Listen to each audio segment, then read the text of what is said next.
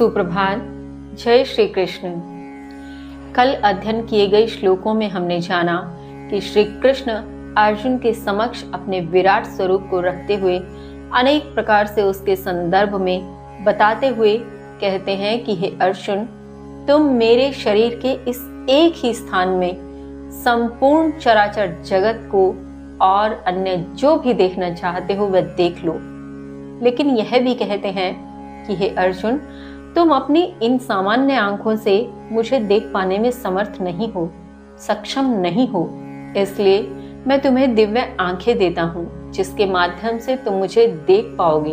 और यह कहते ही वे अर्जुन को दिव्य आंखें देते हैं और अर्जुन को कहते हैं कि अब मेरे योग ऐश्वर्य को देखो।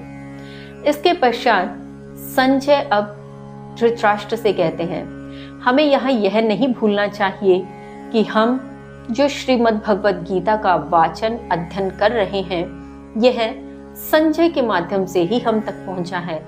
यह सब संजय अपनी दिव्य दृष्टि से युद्ध भूमि के बीच स्थित जो भी दृश्य चल रहा है वह धृतराष्ट्र को बता रहे हैं और उसी के माध्यम से यह हम तक पहुंच रहा है। युद्ध भूमि में जो कृष्ण अर्जुन से कह रहे थे या अर्जुन श्री कृष्ण के समक्ष अपने प्रश्न, अपनी इच्छाएं रख रहे थे, वे सब संजय धृतराष्ट्र को बता रहे थे कि अब अर्जुन ऐसा कह रहे हैं, अब श्री कृष्ण ऐसा कह रहे हैं। किंतु अब की स्थिति ही अलग है। अब श्री कृष्ण अपना विराट स्वरूप दिखा रहे हैं और अर्जुन देख रहे हैं। न कोई किसी से अब कुछ कहेगा। अब संजय जो देखते हैं, संजय उस विराट स्वरूप के दर्शन किस प्रकार करते हैं जो अर्जुन के समक्ष इस समय प्रकट हुआ है, वे अब धृतराष्ट्र को बताते हैं।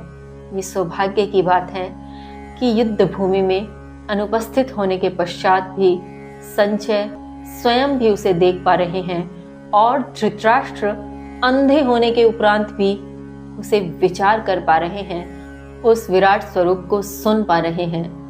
अब संजय धृतराष्ट्र से क्या कहते हैं, आइए जानते हैं। श्लोक संख्या 9। संजय उवाच।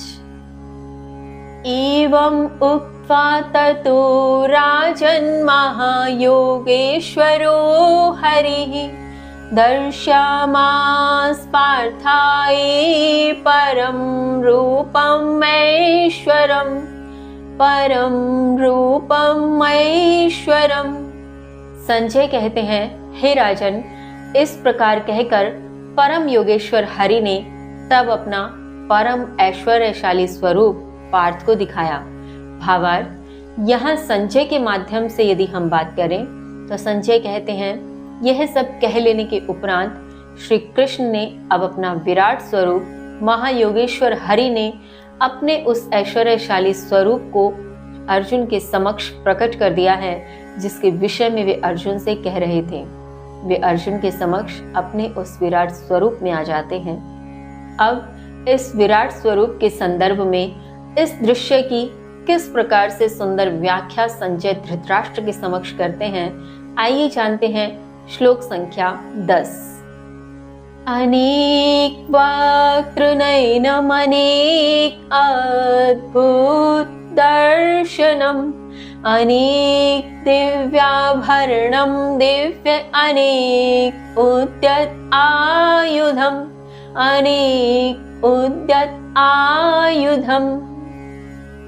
इस श्लोक का अर्थ समझने से पूर्व हम श्लोक संख्या 11 का भी वाचन करेंगे। चूंकि दोनों श्लोक संयुक्त अर्थ को लिए हुए हैं, अतः दोनों श्लोकों के वाचन के उपरांत इनके संयुक्त अर्थ को समझेंगे। तो श्लोक संख्या 11 है। दिव्य माल्याम्बरधरम् दिव्य गन्धानुलेपनम् सर्वाश्चर्यम् अयं देवम् अनन्तं विश्वतोमुखम् अनन्तं विश्वतोमुखम्।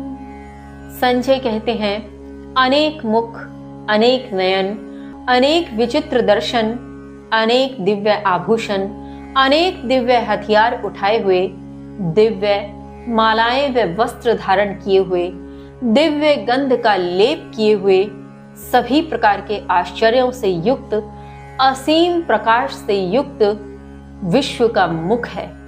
भावार्थ, यहाँ संजय जो दृश्य देख रहे हैं, वे धृतराष्ट्र से कहते हैं, हे राजन, मुझे जो दिखाई दे रहा है उसमें अनेक मुख हैं, अनेक नयन हैं, अनेक ऐसे विचित्र दर्शन हैं जिनकी मैं कल्पना भी नहीं कर सकता, जिसे मैं कह भी नहीं सकता। इस प्रकार के विचित्र दर्शन हैं। अनेक दिव्य प्रकार के आभूषण धारण किए हुए, अनेक प्रकार के हथियारों से सुसज्जित हस्त और अनेक प्रकार के दिव्य वस्त्र, दिव्य मालाएं धारण किए हुए, दिव्य गंध का लेप किए हुए और साथ ही समस्त प्रकार के आश्चर्यों से युक्त, जिसके आश्चर्य की कोई सीमा नहीं, और असीम प्रकाश, अनंत तेज से युक्त विश्व का मुख दिख रहा है। ऐसा लग रहा है उनके भीतर संपूर्ण ब्रह्मांड है। जिस विश्व की हम कल्पना करते हैं वह संपूर्ण विश्व उनके भीतर मुझे दिखाई दे रहा है। उसमें अनेक प्रकार के विचित्र दर्शन हैं, अनेक प्रकार की इस प्रकार के दृश्य हैं जो मैं आपसे कह भी नहीं सकता। इसके आगे अब संजय किस प्रकार से उस स्वरूप का व्याख्यान धृतराष्ट्र के समक्ष करते हैं, जानेंगे कल। तब तक के लिए जय श्री कृष्ण।